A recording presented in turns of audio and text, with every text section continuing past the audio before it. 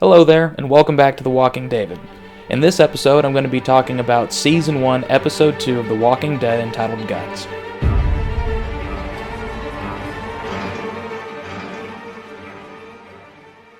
This review is going to be talking a bit about the characters that we are introduced to, things about each of the characters that are kind of important to note, interesting things about the stories, some things they did right, some things they did wrong, and we're going to try to squeeze as much as we can into probably about 10 minutes. One of the first characters that we're introduced to in this episode is Glenn.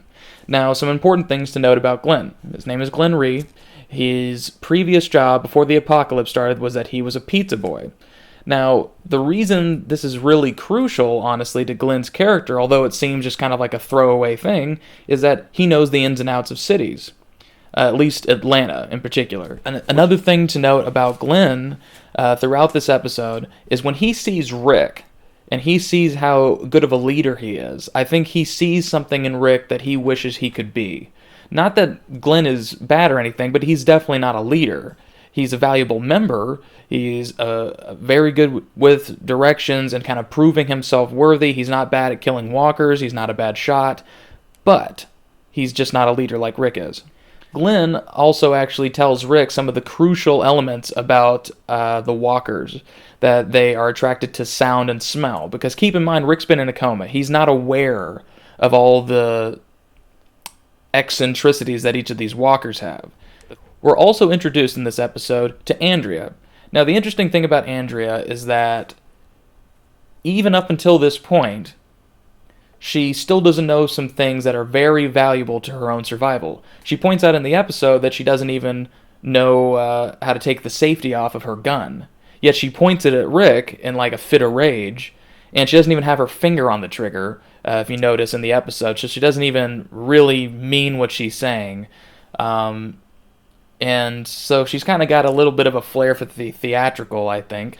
But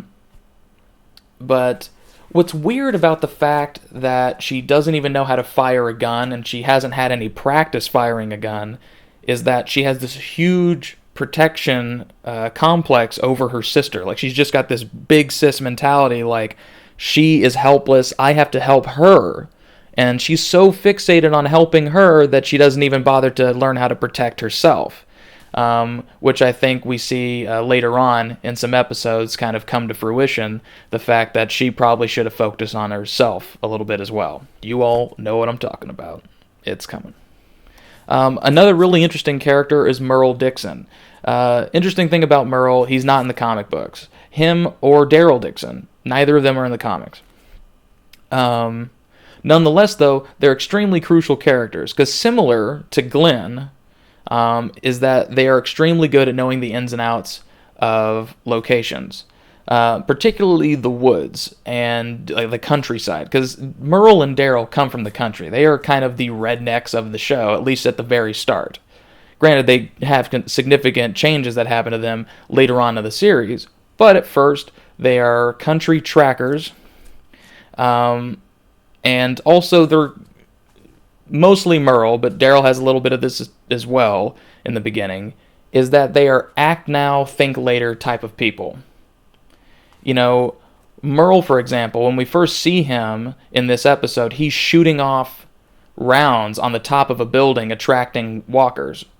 He's just sniping them out. And there's thousands of them down there, and he only probably has, 10 rounds in his rifle that he can even use. You know, he's not thinking, I need to save this ammunition.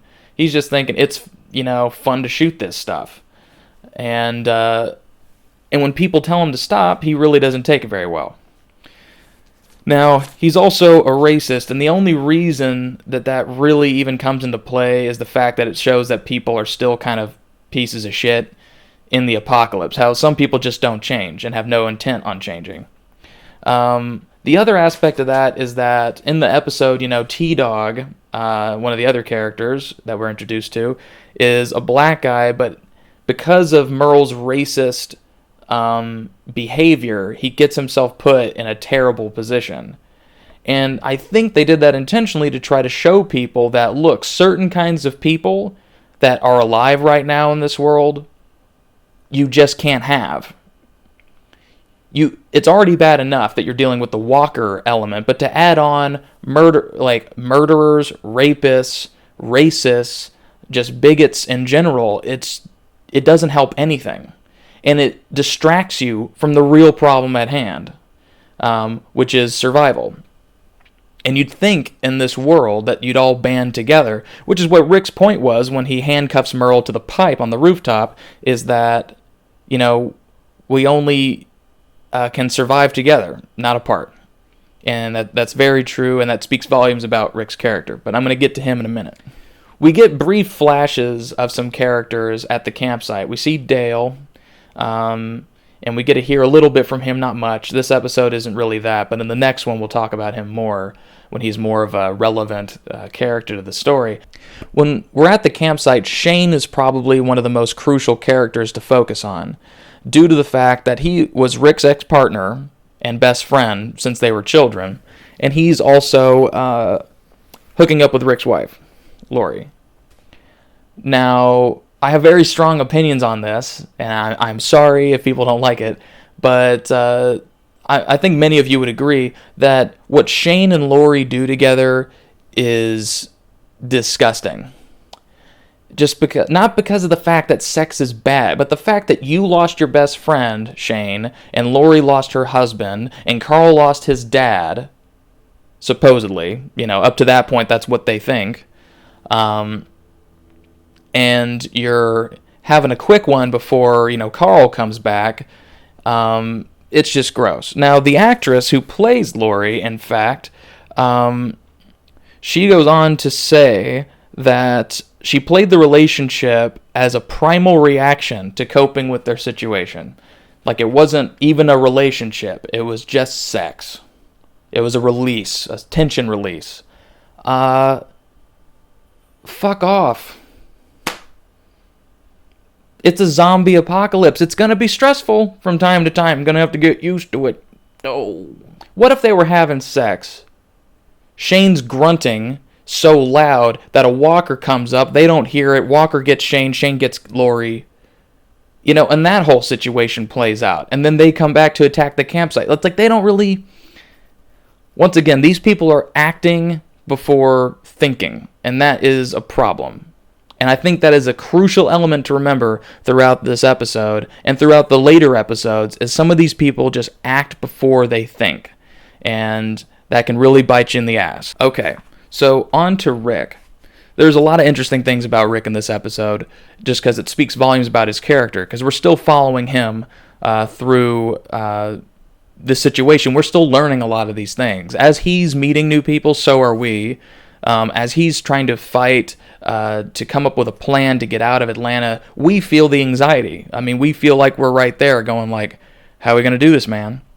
And he comes up with basically the title of the episode. He comes up with the idea of using zombie guts to mask their smell, due to the fact that Glenn said that they are attracted to sound and human smell. So if they were to therefore cover themselves in guts, they would blend into the surrounding. They would smell dead. And the dead don't eat the dead.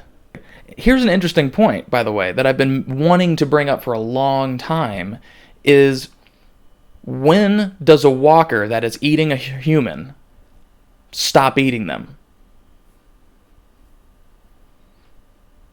Like, does the human that's getting eaten just raise up as a walker, and then the other one's like, yeah, all right, I'm full? Or is it, I don't know. Is it just they don't eat the dead, and once the person's officially dead, they stop eating them? Because we've seen countless of times, and we will see it later on, where a walker's just eating somebody that looks like they've been dead there for a while. And it's like, when do they stop? Do they stop when they run out of meat? Do they stop when they've eaten a leg or an arm? When the thing gets up and turns into a walker itself? What's the time frame on that? Like, what would even cause it to stop? I don't know. It's an interesting thing to think about, because I've always been curious as to when a walker stops eating a person, and when a person technically becomes a walker while it's being eaten. Like, what happens there? We never really see that. We never see somebody eating a person and the person just raise up as a walker whilst being eaten. Like that just doesn't seem to happen. More stuff with Rick. Sorry for that little rant. He says that when he drags up the body with Glenn, they go find a body in the alleyway, they pull it out. He wants to maintain a lot of his humanity. And in the first seasons, not just the first season, but the first few seasons, that's a huge part of Rick's character, is trying to maintain his humanity. And Glenn is very helpful in that, because Glenn honestly is kind of the humanity of the show in many ways. There are several characters later on, Dale and Herschel being one of them, that sort of take on the burden of the moral compass. But Glenn definitely has it in him. You know what I mean? He definitely doesn't want to lose his humanity along the way, if he can help it. But Rick, he pulls out that guy's wallet and he goes, "His name was Wayne. If I ever find my wife and kids, I'm going to tell him about Wayne."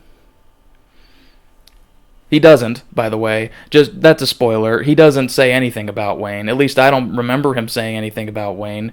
But hey, nice gesture. Empty gesture, but nice gesture, Rick. Another thing that Rick does throughout this episode is he gives a key to T-Dog. He entrusts somebody with the key, and when they're escaping, T-Dog's there and he doesn't see Merle. Now, T-Dog, honestly, and we all know this, that he's not lying, when he tripped and he dropped the key and unfortunately had that cinematic moment of it falling down a pipe that was meticulously placed there. But I think little things like that add up. I mean, that is a very small thing to happen, a very honest mistake. But it's something that Rick gave the power to somebody else to control something, and they let him down.